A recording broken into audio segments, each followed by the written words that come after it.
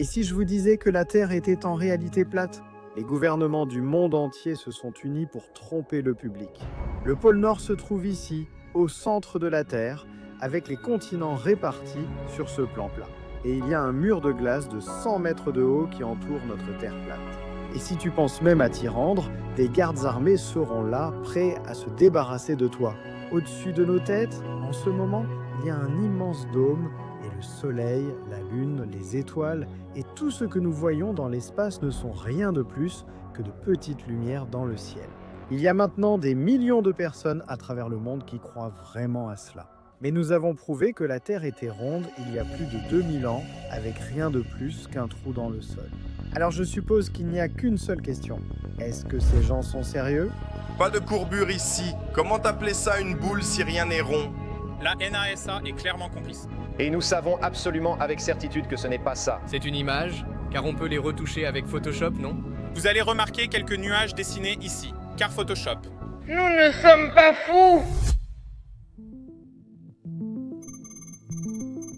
La partie étrange de cette croyance en une Terre plate, c'est qu'elle est relativement récente. Vous voyez, les anciens Grecs avaient prouvé que la Terre était ronde vers 500 avant Jésus-Christ, et la façon dont ils l'ont fait est assez folle.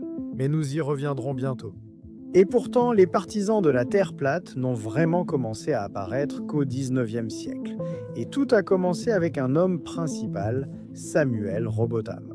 Nous sommes donc dans les années 1830 en Angleterre. Et la science décolle, des découvertes apparaissent partout et la technologie progresse à une vitesse folle.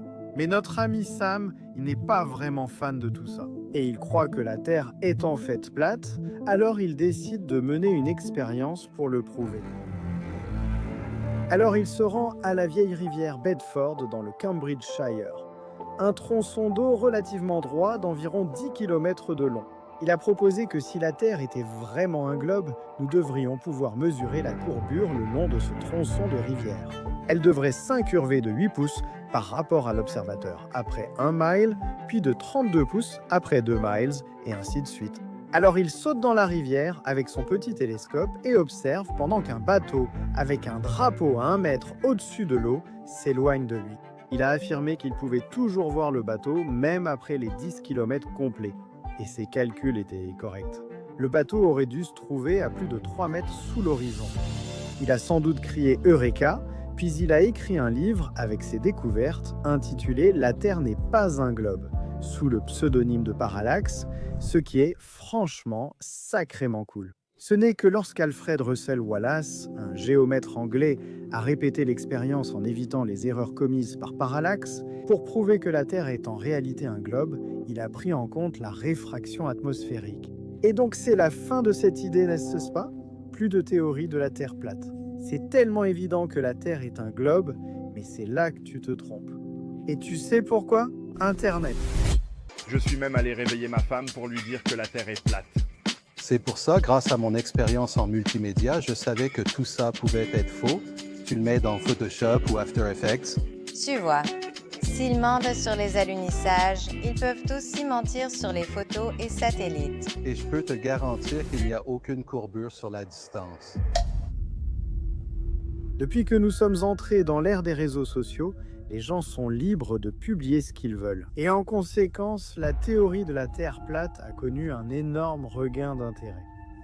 Des vidéos YouTube aux tweets viraux et même une vidéo de MrBeast, cette idée s'est répandue comme une traînée de poudre et pour être honnête, certaines choses sont vraiment hilarantes. Et maintenant, avec des plateformes comme TikTok, où des clips de 15 secondes peuvent être vus par des millions de personnes chaque heure, cette idée et d'autres similaires ont plus de pouvoir qu'elles n'en ont jamais eu. Mais attendez, ils doivent bien avoir des preuves que la Terre est plate, non? Ils ont sûrement fait quelques expériences? Oh, ils en ont fait. Et laissez-moi vous dire, elles sont vraiment quelque chose. Dans le documentaire de Netflix Derrière la courbe, un groupe de platistes a réalisé une expérience que les platistes utilisent depuis 1836 pour tenter de prouver que la Terre n'est pas une sphère. Ils ont utilisé 2 planches, chacune percée à 5 mètres au-dessus de l'eau, avec une caméra et une lampe torche. Et en alignant la lampe torche avec les trous, la lumière a pu passer à travers les 2 trous. Si la Terre était plate, la lumière passerait à travers les trous, quelle que soit la distance entre les planches. Alors ils l'ont fait, ils ont allumé la lumière, mais aucune lumière ne semblait apparaître sur la caméra.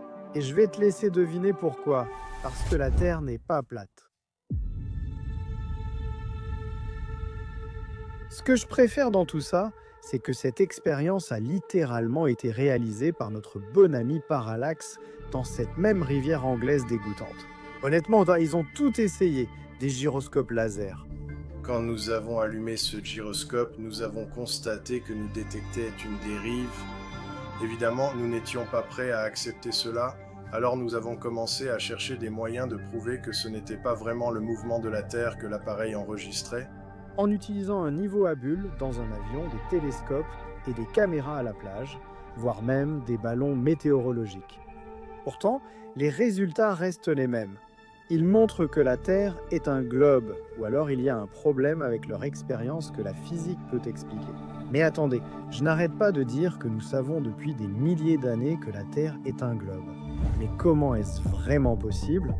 Nous avons commencé à lancer des satellites il y a seulement 60 ans, et c'est magnifique. Ce n'est pas vraiment si difficile de voir que la Terre ne peut pas être plate. Il semble y avoir une idée reçue assez répandue selon laquelle Christophe Colomb aurait découvert la forme de la Terre. Mais en réalité, nous savions que la Terre était une sphère des siècles avant lui. Le célèbre philosophe grec Aristote a soutenu que la Terre devait être une sphère en se basant sur ses observations des étoiles. Il supposait que chaque étoile était à la même distance de la Terre, et elle semble se déplacer selon un motif circulaire autour de la planète. Et puis est arrivé Ératosthène de Cyrène. Super nom, je sais. Il était géographe et poète, et il s'est lancé dans la mesure de la circonférence de la Terre, prouvant ainsi qu'elle était une sphère. Il a donc conçu une expérience. Il s'est dit que s'il pouvait comparer la position des rayons du Soleil en deux endroits, il serait capable de calculer la taille sphérique de la Terre. Il avait entendu dire qu'il y avait un puits à Syène en Égypte. Et à midi, lors du solstice d'été chaque année, les rayons du Soleil descendaient directement dans le puits, illuminant uniquement l'eau au fond, mais pas les parois du puits. Ainsi, lorsque le solstice d'été arriva, Ératosthène installa un poteau à Alexandrie et il observa qu'il projetait une ombre, prouvant que le Soleil n'était pas directement au-dessus de sa tête, mais légèrement au sud. En utilisant la distance entre les deux villes, Ératosthène a pu calculer, grâce à la trigonométrie, la circonférence de la Terre. Il a mesuré l'angle des rayons du Soleil par rapport au poteau à 70,2 degrés. Et il savait que la circonférence de la Terre pouvait être représentée par un cercle de 360 degrés. Donc, en utilisant une valeur de 5000 stades, ce qui correspond à environ 800 km pour la distance entre les deux villes. Il a trouvé la circonférence de la Terre, 250 000 stades, soit environ 40 000 km. Ces calculs étaient à moins de 2% de la valeur réelle de la Terre que nous pouvons mesurer aujourd'hui. Assez impressionnant, étant donné qu'il a vraiment utilisé seulement un bâton. En dehors de cette expérience célèbre et des étoiles, il n'est vraiment pas si difficile de conclure que la Terre est une sphère. Nos éclipses lunaires ressemblent à ceci, mais si la Terre était plate, elle devrait ressembler à cela.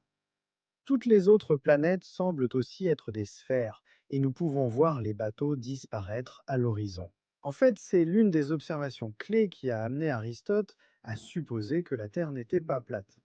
Au final, je ne suis pas vraiment sûr que cette croyance en une Terre plate soit entièrement authentique. Je veux dire, il est clair que ces personnes ont une méfiance envers les gouvernements, le système éducatif et la science dans son ensemble. Et peut-être qu'ils ont de bonnes raisons, mais c'est ça la beauté de la science. La science peut aider à éliminer les biais personnels et à atteindre la vérité grâce aux observations et aux expériences. Mais il est facile de tenir le savoir pour acquis. Les domaines de la science et de la technologie sont tellement complexes et extravagants en 2023 qu'il est presque impossible pour une personne ordinaire de les comprendre. Alors peut-être que ces personnes ne sont pas stupides ou égarées. Peut-être qu'il y a quelque chose de plus que nous pourrions faire pour les aider à accepter la vérité. C'est difficile à dire, mais peut-être que la prochaine fois que vous rencontrerez un partisan de la Terre plate, vous pourrez lui envoyer cette vidéo et peut-être, juste peut-être, qu'il verra la lumière.